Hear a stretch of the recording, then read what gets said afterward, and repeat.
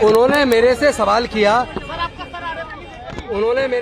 किया कि जो 22 प्रतिज्ञाएं वहां पर दोहराई गई, क्या वो 22 प्रतिज्ञाएं आज के समय में प्रासंगिक हैं? तो मैंने उसका जवाब दिया। इसके पूर्व राष्ट्रपति रामनाथ कोविंद जी वो पुरी के मंदिर उड़ीसा गए, उनको अंदर घुसने नहीं दिया मंदिर के अंदर। और मैंने दूसरा जवाब दिया, खैरलान राजस्थान के अंदर जितेंद्र मेघवाल का मुंह रखने पर हत्या हुई, और इसके साथ साथ इंद्र मेघवाल की घड़ा छूने पर हत्या हुई, हाथरस की बेटी के साथ बलात्कार करके उसकी हत्या हुई, और अभी लखीमपुर खीरी में 2 बहनों का सामूहिक बलात्कार करके उनको फांसी पे लटकाया गया। मध्य प्रदेश के अंदर होली के दिन होलिका का पूजा करने पर दलित महिला को होलिका में जला दिया गया। कर्नाटक के अंदर मंदिर की मूर्ति छू लेने पर दलित समाज के एक परिवार के ऊपर 60,000 रुपए का जुर्माना लगाया गया। और इसके साथ साथ पूरे देश के अंदर हम देख रहे हैं लगातार दलितों के साथ जाति की वजह से उत्पीड़न हो रहा है। एक आईपीएस ऑफिसर जिनकी पत्नी आईएफएस ऑफिसर है, उनकी शादी थी तो पूरे गांव में उनकी धमकी दी गई राजस्थान के अंदर, अगर घोड़ी पे बारात निकालोगे तो तुम्हें हम जिंदा नहीं छोड़ेंगे। मजबूरी में उस आईपीएस ऑफिसर को, चूंकि वो आईपीएस थे, उन्होंने अपने उच्च अधिकारियों से बात की तो राजस्थान के उस गांव को छावनी में तब्दील किया। अगर भारत के अंदर एक आईपीएस ऑफिसर जिनकी पत्नी आईएफएस ऑफिसर है, उनको अपनी बारात घोड़ी पर निकालने के लिए इतनी धमकी दी जा रही है और उसको पुलिस की इतनी बड़ी मदद लेनी पड़ती, गांव को छावनी बनाना पड़ता है, तो मेरा ये मानना है कि जिस तरह जो परिस्थितियां डॉक्टर बाबा साहेब अम्बेडकर के सामने उस वक्त थी, जिन परिस्थितियों में जातिगत भेदभाव उत्पीड़न की वजह से उन्होंने उस वक्त ये निर्णय लिया कि उन्होंने बौद्ध धर्म की दीक्षा ली और वो 22 प्रतिज्ञाएं उन्होंने समाज के लाखों लोगों को दी।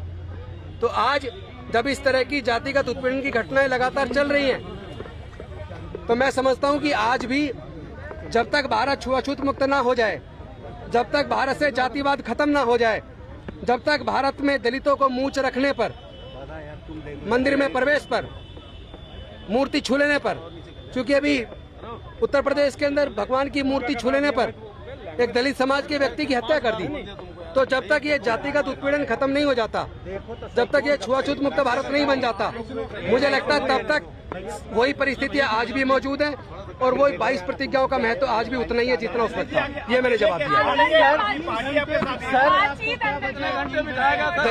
अकेले कैसे लड़ेंगे? आपकी पार्टी तो आपके साथ ही नहीं नजर आ रही है। दलितों के साथ जब भी कोई जुर्म होता है तो देश की सारी पार्टियां और उनके बड़े नेता चुप्पी साध लेते हैं। दलितों को अपनी लड़ाई खुद लड़नी पड़ती है और हम लड़ेंगे, हम डरने वाले लोग नहीं है। क्या आप खुद से अलग कर लेंगे आप, क्योंकि एक भी कार्यकर्ता मौजूद नहीं था यहाँ पे? मैं डॉक्टर बाबा साहेब अम्बेडकर का सच्चा सिपाही हूँ, मेरे खून में गद्दारी नहीं है, मैं गद्दारी नहीं कर सकता। लेकिन अगर मेरे साथ होने वाले जुल्म पर इस तरह की राजनीति चलेगी तो मैं अपने समाज से चर्चा करके भविष्य के लिए निर्णय लेने के स्वतंत्र हूँ। अरविंद केजरीवाल ने पार्टी पीछे हो गए, एक बार थोड़ा पीछे हो गए। मैं डॉक्टर बाबा साहेब अम्बेडकर जी के बनाए रास्ते पर चलता हूँ। मैं समता सैनिक दल का जवान हूँ। मैं भारतीय बौद्ध महासभा मिशन जय भीम का एक सच्चा कार्यकर्ता होने के नाते, एक कट्टर अम्बेडकरवादी होने के नाते, और चूंकि मुझे भारत के संविधान जो डॉक्टर बाबा साहेब अम्बेडकर जी ने बनाया उसमें मेरी गहरी आस्था है, इसलिए मैं किसी भी प्रकार का गैर कानूनी असंवैधानिक काम नहीं करता हूं। लेकिन जो लोग हमारे समाज के ऊपर उत्पीड़न करते हैं, मैं उनको एक और आज आह्वान कर देना चाहता हूं, बता देना चाहता हूं, अगर उन्होंने भारत को छुआछूत मुक्त भारत नहीं बनाया, अगर भारत से जातिवाद खत्म नहीं हुआ, तो ये 10,000 नहीं, भारत के अंदर करोड़ों लोग बौद्ध धर्म की दीक्षा लेंगे और बाबा साहब का सपना पूरा करेंगे। दिल्ली से लेकर उसने बाबा साहब डॉक्टर अम्बेडकर के अपने पोस्टर पे, तो क्या इस पूरी घटना ने आम आदमी पार्टी को एक्सपोज कर दिया है कि वह सिर्फ बाबा साहब की तस्वीर लगा के दलितों का वोट ले रही है, और जब एक बाबा साहब की बात करने वाला व्यक्ति, उसका मंत्री जब मुसीबत में है किसी ना किसी तरीके से, तो पल्ला झाड़ लिया, उसने एक्सपोज हो गई पार्टी? मैं किसी भी पार्टी पर, किसी नेता पे कोई आरोप लगाए बिना एक बात कहना चाहता हूं कि पूरा का पूरा देश और दुनिया के अंदर कोने कोने से मेरे को लगातार फोन आ रहे हैं। पूरा देश सब कुछ देख रहा है, पूरा दलित, आदिवासी, पिछड़ा, अल्पसंख्यक पूरा समाज एकजुट है और सच सामने आएगा। सर बाबा साहब डॉक्टर अम्बेडकर में एकदम स्ट्रेट फॉरवर्ड। बाबा साहब नमस्कार, मैं हूं मानक गुप्ता। अगर आपको हमारा ये वीडियो पसंद आया हो तो इसे लाइक और शेयर जरूर करें और हाँ, हमें सब्सक्राइब और फॉलो करना ना भूलें ताकि आप देश और दुनिया की कोई खबर मिस ना करें।